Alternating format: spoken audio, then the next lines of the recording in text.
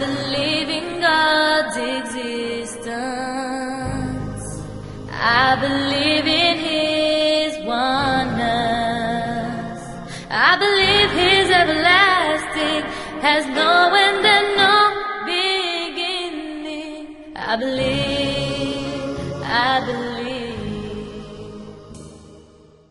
Bismillahir Rahmanir Rahim. Alhamdulillahi Rabbil Alameen. Wassalatu wassalamu ala Sayyidina Muhammad.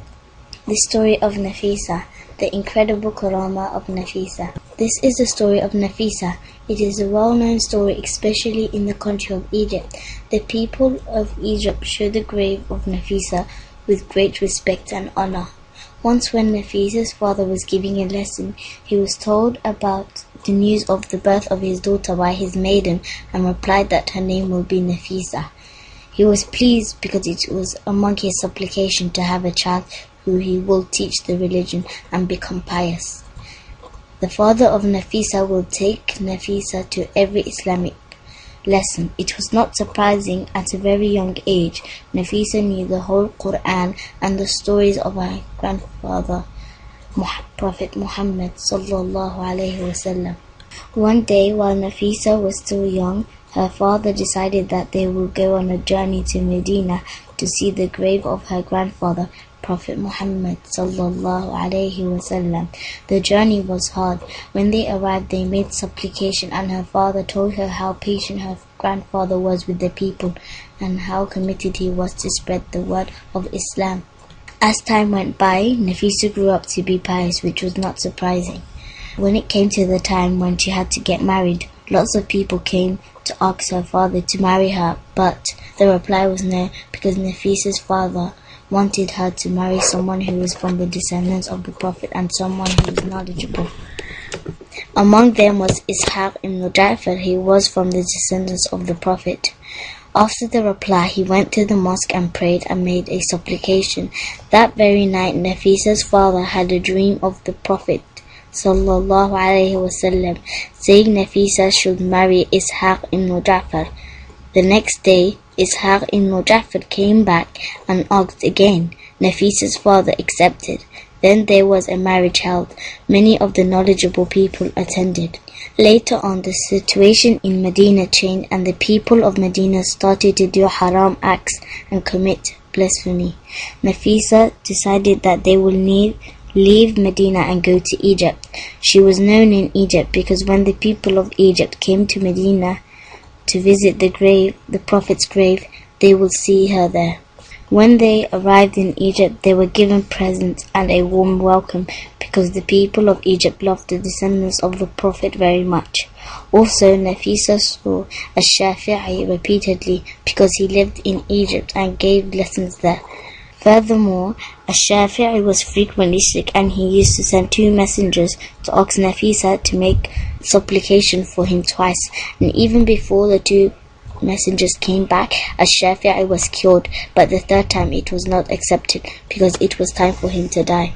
Ishaq ibn Ja'far then went back to Medina. Before leaving, he asked Nafeesah to come with him, but she said no because she had a dream of the Prophet sallallahu alaihi wasallam telling her not to leave Egypt, so he went by himself.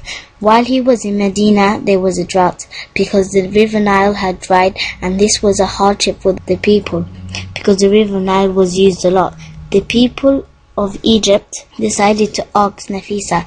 They went to her and she made supplication, and the river Nile was back to normal with its water flowing.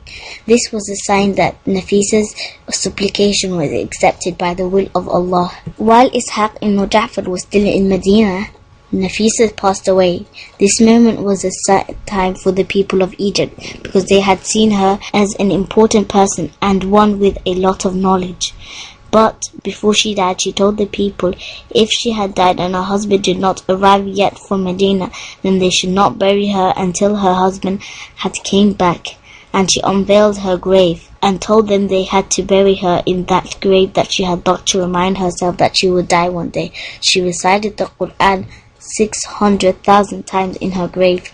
Also, one of Nafeesah's habits was to fast every day of the year except the days we were not allowed to fast. Another is to spend the night supplicating Allah and praying with humbleness and sincerity, always in her mind and her heart to fear Allah and to be aware of His severe punishment. She used to remind her ego not to be tempted by this falsely pleasure of this dunya. She used to say a phrase, "O Allah, detach my heart from this dunya and instead make me steadfast in what will help me win the hereafter." She used to wear rich woolen clothes to prevent her from the pleasure of sleeping. Her auntie Zainab said, "It is rare to see Nafeesah sleeping through the night or eating during the day." While Nafeesah was fasting, she was extremely sick that she could not stand upright. She was physically weak. She was surrounded by people and relatives. Her auntie Zainab suggested that she should allege her body by breaking her fast. Nafeesah replied, "No.